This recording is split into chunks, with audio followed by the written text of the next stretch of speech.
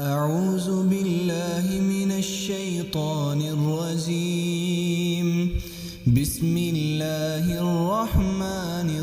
الرحيم. قل أوحي إلي أنه استمع نفر من الجن فقالوا إنا سمعنا قرآنا عجبا يهدي إلى الرشد فآمنا به ولن نشرك بربنا أحدا وأنه تعالى جد ربنا ما اتخذ صاحبة ولا ولدا وأنه كان يقول سفيهنا على الله شططا وأنا ظننا أن لن تقول الإنس والجن على الله كذبا وأنه كان رجال من الإنس يعوذون برجال من الجن فزادوهم رهقا وأنهم ظنوا كما ظننتم أن لن يبعث الله أحدا وأنا لمسنا السماء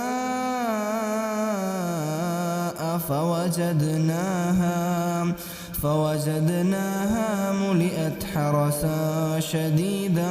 وشهبا وأنا كنا نقعد منها مقاعد للسمع فمن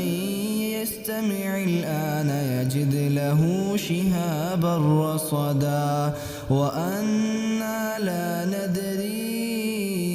أشر أريد بمن في الأرض أم أراد بهم ربهم رشدا وأنا منا الصالحون ومنا دون ذلك كنا طرائق قددا وأنا ظننا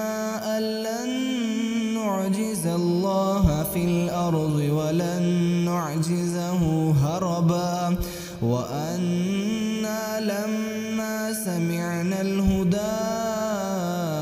آمنا به فمن يؤمن بربه فلا يخاف بخسا ولا رهقا وأنا منا المسلمون ومنا القاسطون فمن أسلم فأولئك تحروا رشدا وأما القاسطون فكانوا لجهنم حطبا وأن لو استقاموا على الطريقة لأسقيناهم ماء غدقا لنفتنهم فيه ومن يعرض عن ذكر ربه يسلكه عذابا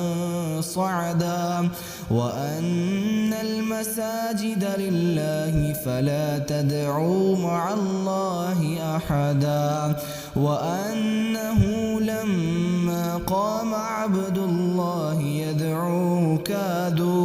يدعوه كادوا يكونون عليه لبدا قل إنما أدعو ربي ولا أشرك به أحدا قل إني لا أملك لكم ضرا ولا رشدا قل إني لن يجيرني من الله أحد ولن أجد من دونه ملتحدا إلا بلاغا من الله ورسالاته ومن يعص الله ورسوله فإن له نار جهنم فإن له نار جهنم خالدين فيها أبدا حتى إذا رأوا ما يوعدون فسيعلمون من أضعف ناصرا وأقل عددا قل إن أدري أقريب ما توعدون أم يجعل له ربي أمدا عالم الغيب فلا يظهر على غيبه أحدا إلا من ارتضى من رسول فإنه يسلك من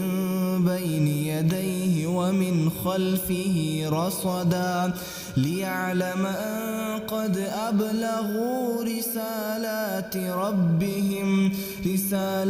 ربهم وأحاط بما لديهم وأحصى كل شيء عددا.